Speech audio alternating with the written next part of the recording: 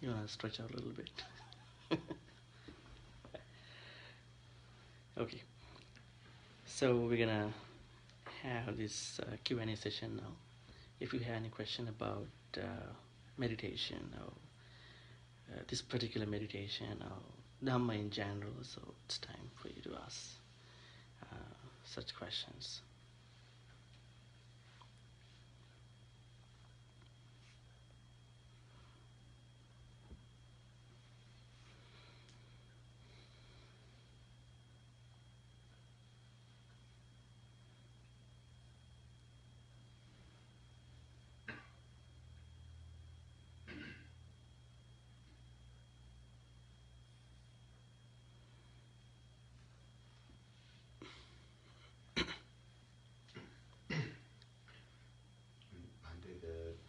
And the traditional commentary lists, besides anapanasati, besides mindfulness of breathing, there are various other meditation subjects.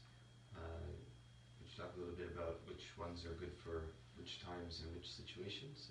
Anapanasati is good, particularly if you're sitting down and it's calm and quiet. You can notice your breathing. But there are many other themes to contemplate. And which ones are good for which times and which people? A very good question. I think that depends on different individuals and then different times uh, uh, to different individuals too. For example, as you may know, the book called Visuddhimagga, kind of a post-canonical text which was written by a scholarly monk called Buddhaghosa. Buddhaghosa. He was talking about 6 characters. One is overly passionate, into greed. One is overly, I guess, faithful, like maybe crossing that normal faith element. And he was talking about different meditations for different characters. I think he quote from the text, the original Buddhist text. For example, he was suggesting Mettā, loving kindness meditation for the angry character. He was suggesting breathing meditation, I guess for, I can't remember the exact character that he recommends.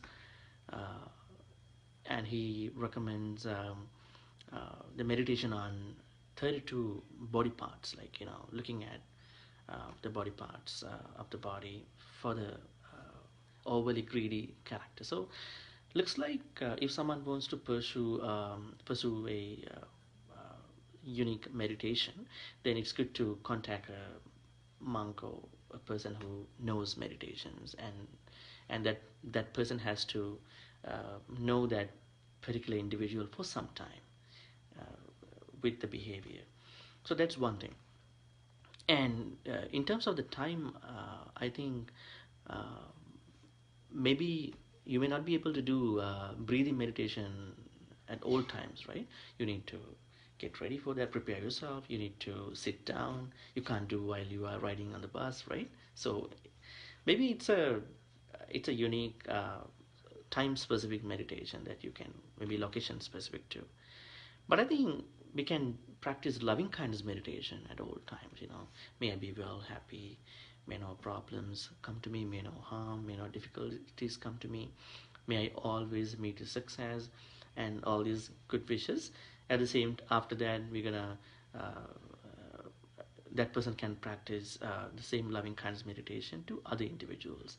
May my parents, family members, friends, relatives, or even people that he like, but also enemies as well. If that person thinks that he's not coming up with anger, and then may all livings be well, happy, and etc., etc. So the purpose of the loving kindness meditation, which we call Mettā meditation, is to extend the same loving kindness Mettā to every being unconditionally. That's why we start from us, then we know how much uh, we are we love ourselves, we love our people close by, nearby. And walking meditation, yes. And as I mentioned at the beginning, when you think you are confused by sitting for a long time, and then maybe you are really confused, maybe you need to do a bit of walking, right? Even that is not a big type of meditation, but you can take it to a level of looking at different moments of your walking too, right? So then walking meditation to clear your confusions, clear your mind when you are really stuck with something in your mind. What about meditations like Buddha said, someone can meditate on the postures, right? Walking, sitting, or even walking, sitting, lying down, standing, right? Uh, so basically, I can say breathing meditation is a specific meditation one can do by considering time and all these things. I don't think that is good to do it all the time. You need to find a good time, location, and the environment. But loving kindness meditation you can do at all times. And there are other meditations as well, contemplating on the Buddha's qualities, 9 qualities, as I mentioned to you, and it is also a meditation. Contemplation of the qualities of the Dhamma, teachings of the Buddha. There are, I guess, 6 qualities. And contemplation of the Sangha, the monastics, monks, nuns. There are 9 other great qualities. So if someone can contemplate on these qualities, Buddha one time, maybe Dhamma at other time, Sangha another time, they are also meditations as well. Buddha also said one can also contemplate on one's good qualities like generosity, compassion. There are different meditation types. In the suttas, we find the word called anusati. This is the word that we find in the suttas. Buddha anusati, Dhamma anusati, Sangha anusati. The word called bhavana seems to have not been mentioned in the same way how we get used to it at this point, because in Pali a lot of people talk about bhavana at this time. Bhavana, the word called bhavana, is to improve your skillful thoughts, but that was used in a different context, not the context that we talk about anusati, like contemplation or meditation.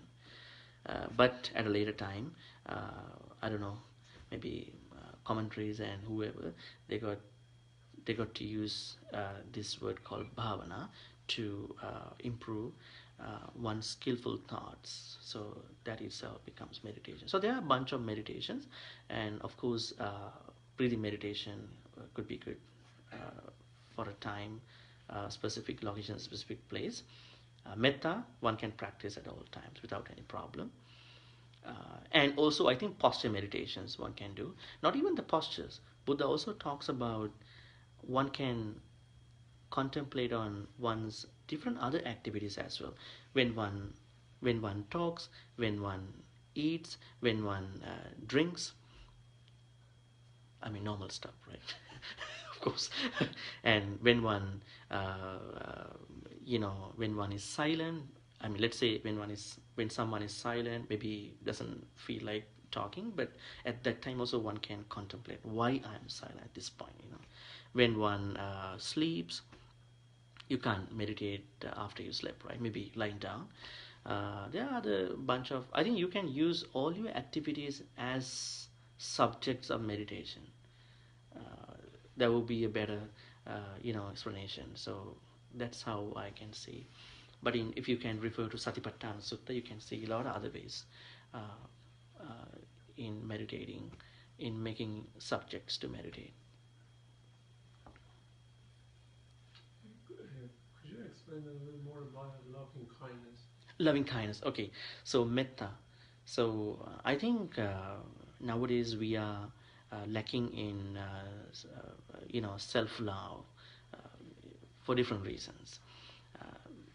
Because we are interacting with people, society, and a lot of other things. So Buddha says that if you do not love yourself, then you are not that much able to think about, consider other people. That's why Buddha asks us to practice self-love. That is called Mettā. And when you feel what you want, what you really see, what you can, all the other, things that you can feel, touch, and stuff, then you're gonna feel that other people also want the same thing, right? You're gonna consider everybody as how you think. I mean, not you need to think that everybody should think the way that you think, but you're gonna at least feel how and what kind of needs they may have, So you're going to practice that unconditionally, uh, one by one, and unconditionally. So that is called loving kindness. You can start from yourself, because the the most lovable person in your life is you, even if you don't. There was a nice story, I guess. I think that happened between King Kosala and his wife. And one day, in the evening, he asked a question from the queen: "Who do you love most?" And Queen Malika, I think, and she was thinking, and then said she loves herself more than anybody else. And the king was really upset about it. He was expecting that she might have said that it was him that she loves most. But reality speaking, it's true, right? Everybody likes us more than anybody else. But the thing is, we don't tell that, as a big serious statement. There may be some exceptional few individuals who might say, I like my parents, I love my parents more than me, or something like that. But for majority of us, it's gonna be oneself. So that's why Buddha says, when you wanna practice loving kindness or metta, one has to start from oneself, and then one knows the extent, the length of love, and then can slowly, gradually extend that to other people. And it's not an easy thing too, right? When you have enemies, you might come up with the enemies in the first place. But you take some time, you take some time. While you understanding the nature of your friends and other people, but you are trying to minimize those,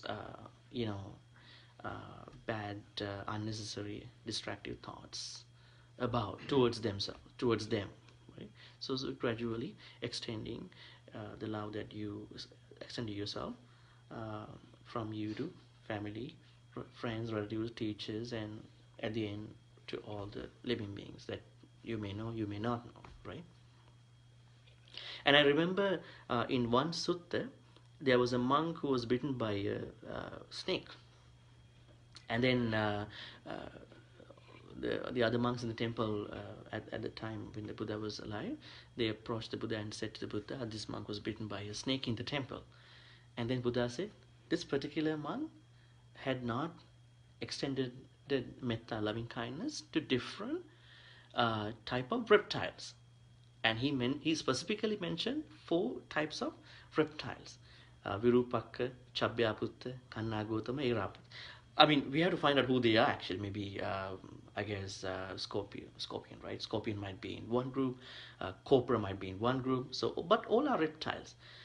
It seems to me, specifically understanding different individuals, even animals, would be a supportive in practicing loving kindness meditation. If you don't know who they are, then you don't have any specific thoughts about them. I think we may not be able to understand, recognize every being, including animal in the universe. But Buddha said, because this particular monk did not spread loving kindness to these 4 reptiles: Virupaka, Kannagotama, Chappya, and Irapata. So then that particular snake might not have been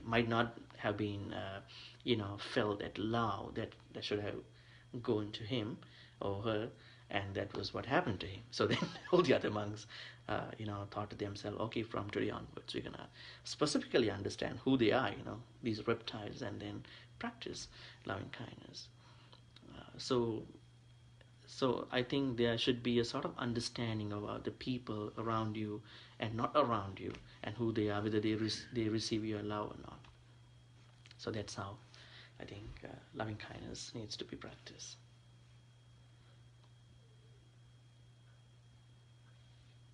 When you when you need to spread loving kindness to someone who you don't agree with, and that's a different case. But you understand he or she is a person, individual who needs love, who needs compassion. There may be some political idea-wise differences, but you're gonna, you know, uh, practice the same love. And when I was doing this with some university students, and then someone asked, "Can we exclude some individuals in this conversation for love kindness?" I said, "No, You cannot exclude anybody. And they were trying to talk about a political person, and okay, we have to include everybody, every being. Otherwise, we are not practicing that as it was, taught by the Buddha. And it's just the thought and the action, or is there a specific way of doing Yeah, it? it's a good question too. In the first place, it's a thought. It's a wish. I think it's a wish and it's a thought also. But then in your normal life, that relates to your question too. In your normal life, you need to think how you can put that into your action. Let's say you are around other people, let's say your enemies, people you like. So how are you going to practice one type, this loving kindness to each and everybody, in talking to them, in acting upon on different things, in discussing, all these type of actions, thoughts, and stuff, right? So you have to find out. I can't tell you beforehand how you can behave, but you need to be smart enough to know how you can put that thought level, wish level, loving kindness into action when you are really with them. So maybe someone may take some time to think how to behave with such people wisely. I think that is what we should do after the wish.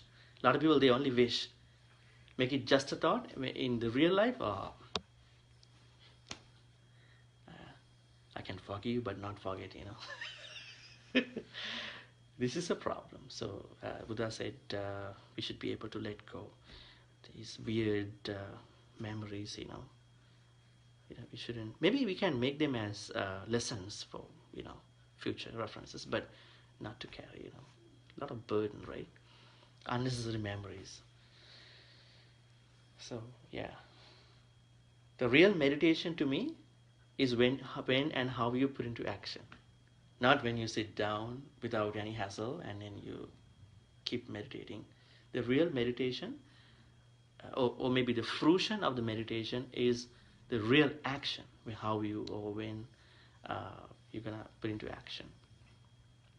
I think breathing. Now, see the breathing meditation. Now, one of the things that we're gonna do in the meditation of anapanasati is that we're gonna notice any change that happens inside the body. Let's say when you are, as I told most of you last week, when you are angry, okay, you notice anger rises. Right at the moment when you feel anger rises, okay, I'm not letting this happen. I'm gonna notice it, understand it, not just forcibly. Okay, anger is not good, and you have to understand, okay, why anger is not good, why jealousy, why other type of bad thoughts are not good. So consciously, understandably, you are letting them go. Some people, they just forcibly trying to let them go. I don't think that is really fruitful, because it can come again, right? So there should be a conscious way of letting them go. So see, the real action is when you are really not meditating, and how you're gonna notice the changes within your body and changes with your breathing as well. Because when you are angry, when you are like that, you feel like puffing, you may have a tightness, heaviness of your body at a point where you feel something not good is going on now, right?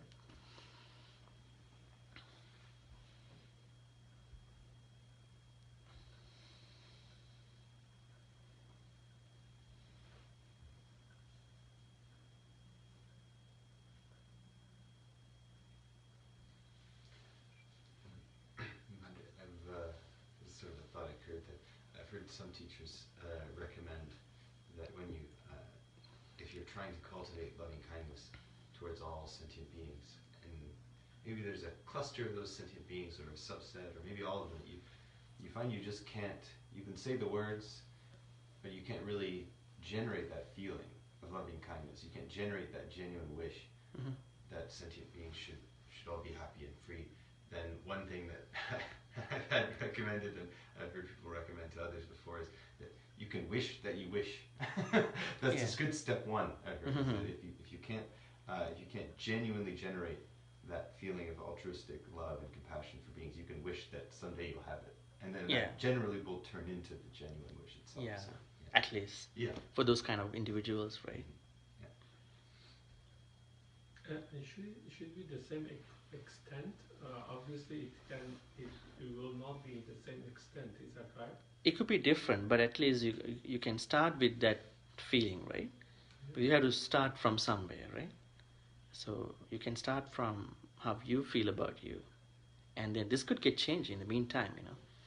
Maybe when you see someone that who needs a lot of love, then you might, you know, give a lot of love. You know, it could be changed, but where's the starting point, entry point? Entry point is you, because you know who you are, and you know, get to know you, right? So that's why we start with this sort of like self-love, and then gonna you know, extend by cultivating. And there may be people who need more love, more compassion. You may do it more than how you did to yourself. It could get changed, but I was telling you as an initiative about this thing, you can start with you, and then yeah. But I mean, like as a natural process, you might have more love for people you know, and you Yes. spend more time with Yes. than like a person, for example, on the street that passes by you. Obviously, you not gonna have hate for that person, but at the same time, you might not have the same extent of love Towards that the you people have. you don't know. Uh, Yeah. That's that why that's why as a booster we're gonna look at us and people who we love most, and then we're gonna at least try to do that crossover from that point to people that who we think that we don't think we have loved to that extent as a booster. And you know, while you're doing, you may get changed. You might think that you wanna do the same love, you might need to do more love. We can, we can be predictable about it, but what you need to think about is that you are cultivating loving kindness. So that's the most important. And Buddha said in one sutta, what was the word he used? Achara sangat. For a split second, if someone can cultivate the thought, the wish of loving kindness for a split second, that takes over all the other kusalas, wholesome thoughts. Think about how powerful is that. Yeah. So it takes over. It's a predominant. It's the most kusala thought in the Buddhist teachings, right? Uh, so then I think you did not even you didn't do that for a split second, right? I think you people doing that for maybe for most part of your day. So then see how important, how beneficial is that.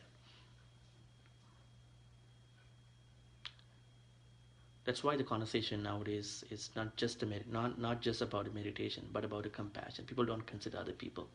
People don't you know uh, practice this loving kindness to other people. No compassion, but they all want to be mindful about what they're doing. People can be mindful for different things. As I told you, someone may want to do a bad thing. Oh, I want to be focused.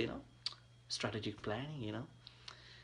But Buddha said mindfulness has to be based on the skillful thoughts, wholesome thoughts, right?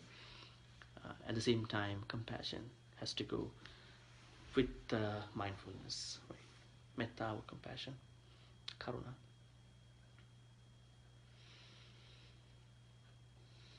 Okay, so we are kind of like running out of time. We're gonna wrap it up by sharing all the good karmas with the departed people who passed away in the name of all of us, and also with the deities, devas, and brahmas who we think higher than the humans. We're gonna share good karmas with them as well. So let's share all the good karmas with the departed people who passed away in the name of all of us. Uh, May they be happy and peaceful. Uh, May all the departed relatives attain the supreme bliss of Nibbana. Sadhu, sadhu, sadhu. Idammi ñāti nang hotu sukita huntu ñātayo. Idammi ñāti nang hotu sukita huntu ñātayo. Idammi ñāti nang hotu sukita huntu ñātayo. Also, let's share all the good karmas with the devas and brahmas, which means all the non-humans. May all the non-humans, including devas, brahmas, and all the others, be happy and peaceful by partaking in all these good karmas. May they be happy and peaceful. May they also attain the supreme bliss of Nibbana. Sadhu, sadhu, sadhu. Ettavata cha amhehi sambetang punya sampadang sabbe deva anumodantu sambasang patti siddhya. Ettavata cha amhehi sambetang punya sampadang sabbe bhuta anumodantu sabbasang patti siddhya. Ettavata cha amhehi sambetang Sabbe satta anumodantu sabba sampatti siddhya. Akasattha ca bummattha deva naga mahindika punyantang anumoditva chirang rakkhang tuluka sasanang. Akasattha ca bummattha deva naga mahindika punyantang anumoditva chirang rakkhang tudesanang. Akasattha ca bummattha deva naga mahindika Punyantang anumoditva chirang rakhang tumang paranti.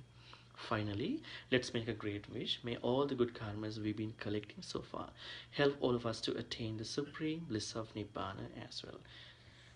Now, monks will be blessing it with a couple more stanzas. Abhivadana silisse nichang vadda pachayino chattaro dhamma vaddanti ayuvanno sukhang balang Ayurarogya sampatti Sangha sampatti mevache Ato nibbana sampatti Iminati saminchatu. Sadhu, sadhu, sadhu. Now we're going to bow down 3 times to Buddha and then formally practice on. Turn to the Buddha statue side and then bow down 3 times.